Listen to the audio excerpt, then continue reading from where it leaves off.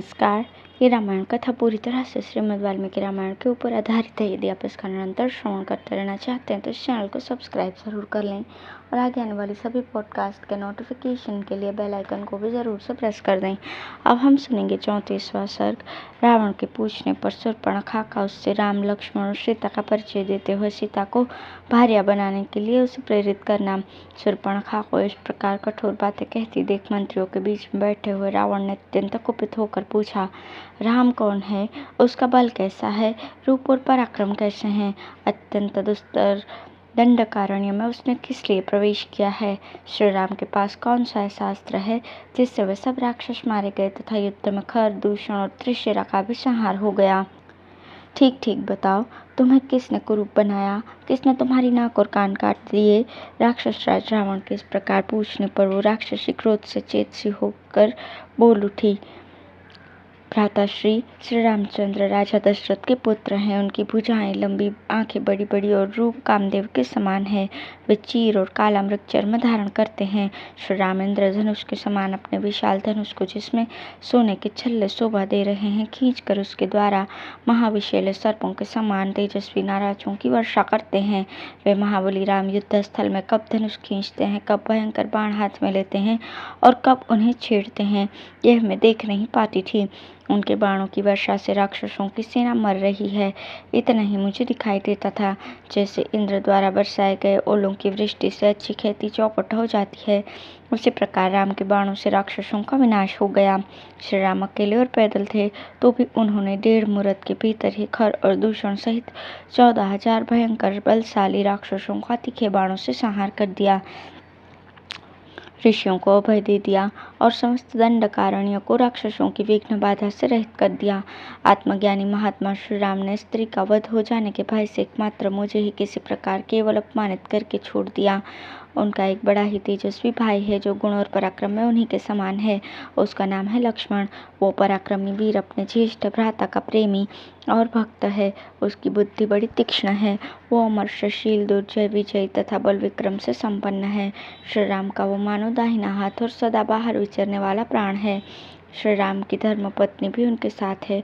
वो पति को बहुत ही प्रिय है और सदा अपने स्वामी का प्रिय तथा हित करने में ही लगी रहती है। उसकी आंखें विशाल और मुख पूर्ण चंद्रमा के समान मनोरम है। उसके केस, नासिका, उरु तथा रूप बड़े ही सुंदर तथा मनोहर हैं। वो यशस्विनी राजकुमारी इस दंडकारण्य की देवी सी जान पड़ती है और दूसरी लक्ष्मी के समान शोभा पाती है। उसका सुंदर शरीर तपाए हुए सुवर्ण की कांति धारण करता है। नख ऊंचे तथा लाल है। वो शुभ लक्षणों से संपन्न है। उसके सभी अंग सुडौल हैं और कटिभाग सुंदर तथा पतला है। वो विदेहराज जनक की कन्या है और सीता उसका नाम है। देवताओं, गंधर्वों, यक्षों और किन्नरों की स्त्रियों में भी कोई उसके समान सुंदरी नहीं। इस भूतल पर वैसी रूपवती नारी मैंने पहले कभी नहीं देखी थी। सीता जिसकी भार्या हो और हर्ष में भरकर जिसका आलिंगन करे, समस्त लोकों में उसका जीवन इंद्र से भी अधिक भाग्यशाली है। उसका शील स्वभाव बड़ा ही उत्तम है। उसका एक एक अंग स्तुत्य एवं स्पृहणीय है। उसके रूप की समानता करने वाली भूमंडल में दूसरी कोई स्त्री नहीं।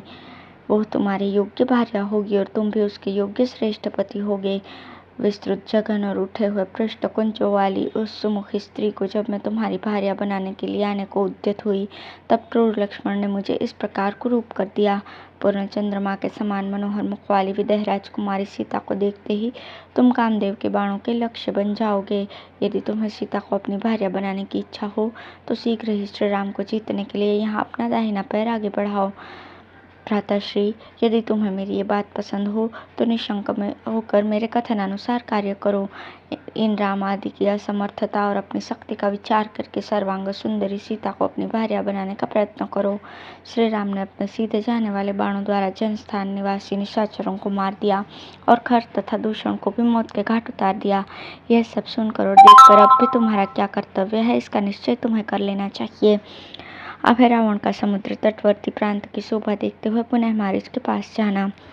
शूर्पणखा की ये रोंगटे खड़े कर देने वाली बातें सुनकर रावण मंत्रियों से सलाह लेकर अपने कर्तव्य का निश्चय करके वहां से चल दिया। उसने पहले सीताहरण रूपी कार्य पर मन ही मन विचार किया, फिर उसके दोषों और गुणों का यथावत ज्ञान प्राप्त करने के बलाबल का निश्चय किया। अंत में यह स्थिर किया कि इस काम को करना ही चाहिए। जब इस बात पर इसकी बुद्धि जम गई तब वो रमणीय रथशाला में गया। गुप्त रूप से रथशाला में जाकर राक्षस राज रावण ने अपने सारथी को आज्ञा दी कि मेरा रथ जोत कर सज्ज करो। सारथी शीघ्रतापूर्वक कार्य करने में कुशल था। रावण की उपयुक्त आज्ञा पाकर उसने एक ही क्षण में उसके मन के अनुकूल उत्तम रथ जोत कर सज्ज कर दिया। वो रथ इच्छानुसार चलने वाला तथा स्वर्णमय था। उसे रत्नों से विभूषित किया गया था। उसमें सोने के साज बाजों से सजे हुए गधे जुते थे, जिनका मुख पिशाचों के समान था। रावण उस पर आरूढ़ होकर चला। वो रथ में एक गर्जना के समान गंभीर घर ध्वनि फैलाता हुआ चलता था। उसके द्वारा वो कुबेर का छोटा भाई श्रीमान राक्षस राज रावण समुद्र के तट पर गया। उस समय उसके लिए सफेद चंवर से हवा की जा रही थी। सर के ऊपर श्वेत छत्र तना हुआ था। उसकी अंग कांति स्निग्ध वैदुर्य मणि के समान नीली या काली थी। वो पक्के सोने के आभूषणों से विभूषित था।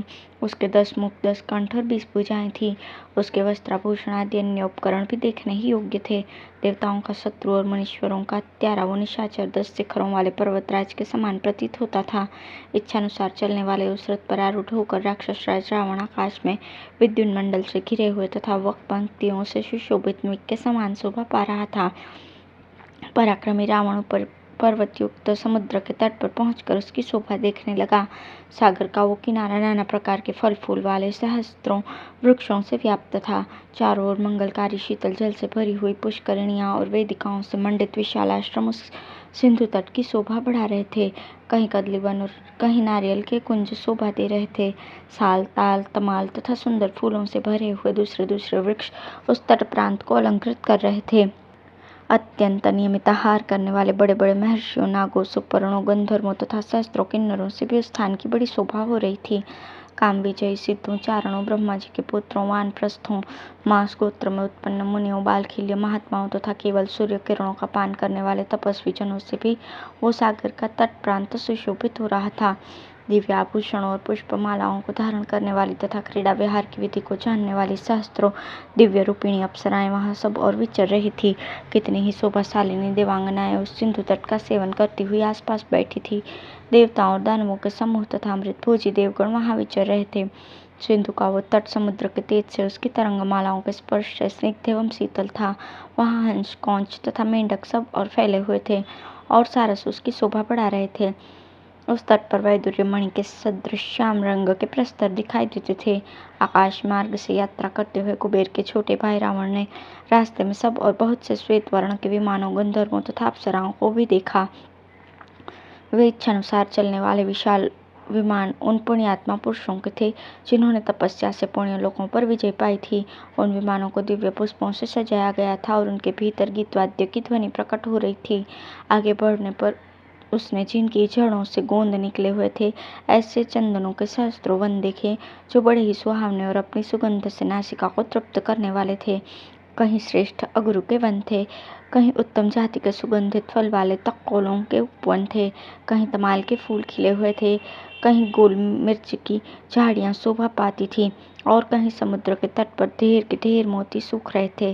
कहीं श्रेष्ठ पर्वतमालाएं, कहीं मूंगों की राशियां, कहीं सोने चांदी के शिखर तथा कहीं सुंदर अद्भुत और स्वच्छ पानी के झरने दिखाई देते थे। कहीं धन धान्यों से संपन्न स्त्री रत्नों से भरे हुए तथा हाथी, घोड़े और रथों से व्याप्त नगर दृष्टिगोचर होते थे। इन सबको देखता हुआ रावण आगे बढ़ा। फिर उसने सिंधुराज के तट पर एक ऐसा स्थान देखा जो स्वर्ग के समान मनोहर, सब ओर से समतल और स्निग्ध था। वहां मंद मंद वायु चलती थी जिसका स्पर्श बड़ा कोमल जान पड़ता था। जहां सागर तट पर एक बरगद का वृक्ष दिखाई दिया जो अपनी घनी छाया के कारण मेघों की घटा के समान प्रतीत होता था। उसके नीचे चारों ओर मुनि निवास करते थे। उस वृक्ष की सुप्रसिद्ध शाखाएं चारों ओर 100 योजन तक फैली हुई थी। ये वही वृक्ष था जिसकी शाखा पर किसी समय महाबली गरुड़ एक विशालकाय हाथी और कछुए को लेकर उन्हें खाने के लिए आ बैठे थे। पक्षियों में श्रेष्ठ महाबली गरुड़ ने बहुसंख्यक पत्तों से भरी हुई शाखा को सहसा अपने भार से तोड़ दिया था। उस शाखा के नीचे बहुत से वैखानस, माश, बालखिल्य, मरीचि, ब्रह्मपुत्र और धूम्रप संज्ञा वाले महर्षि एक साथ रहते थे। उन पर दया करके उनके जीवन की रक्षा करने के लिए पक्षियों में श्रेष्ठ धर्मात्मा गरुड़ ने उस टूटी हुई 100 योजन लंबी शाखा को और उन दोनों हाथी तथा कछुए को भी वेगपूर्वक एक ही पंजे से पकड़ लिया तथा आकाश में ही उन दोनों जंतुओं के मांस खाकर फेंकी हुई उस डाली के द्वारा निषाद देश का संहार कर दिया। उस समय पूर्वोक्त महामुनियों को मृत्यु के संकट से बचा लेने से गरुड़ को अनुपम हर्ष की प्राप्ति हुई। उस महान हर्ष बुद्धिमान गरुड़ का पराक्रम दूना हो गया और उन्होंने अमृत ले आने के लिए पक्का निश्चय कर लिया। तत्पश्चात इंद्रलोक में जाकर उन्होंने इंद्र भवन की उन जालियों को तोड़ दिया जो लोहे के सिंकचों से बनी हुई थी। फिर रत्न निर्मित श्रेष्ठ भवन को नष्ट भ्रष्ट करके वहां छिपाकर रखे हुए अमृत को वे महेंद्र भवन से हर लाए। गरुड़ के द्वारा तोड़ी हुई डाली का वो चिन्ह उस बरगद में उस समय भी उपस्थित था। उस वृक्ष का नाम था सुभद्रवट। बहुत से महर्षि उस वृक्ष की छाया में निवास करते थे। कुबेर के अनुज रावण ने उस वट वृक्ष को देखा। नदियों के स्वामी समुद्र के दूसरे तट पर जाकर उसने एक रमणीय वन के भीतर पवित्र एवं एकांत स्थान में एक आश्रम का दर्शन किया। वहां शरीर में काला मृगचर्म और सर पर जटाओं का समूह धारण किए नियमित आहार करते हुए मारीच नामक राक्षस निवास करता था। रावण वहां जाकर उससे मिला। मिलने पर उस राक्षस मारीच ने सब प्रकार के अलौकिक कमनीय पदार्थ अर्पित करके राजा रावण का विधिपूर्वक आतिथ्य सत्कार किया। अन्न और जल से स्वयं उसका पूर्ण सत्कार करके मारीच ने प्रयोजन की बातें पूछते हुए उससे इस प्रकार कहा, राजन, तुम्हारी लंका में कुशल तो है? तुम किस कार्य के लिए पुनः इतनी जल्दी यहाँ आए हो? मारीच के इस प्रकार पूछने पर बातचीत करने में कुशल महातेजस्वी रावण ने उससे इस प्रकार कहा। इस प्रकार श्री वाल्मीकि निर्मित आर्ष रामायण आदि काव्य के अरण्य कांड में 35वां सर्ग पूर्ण हुआ। धन्यवाद।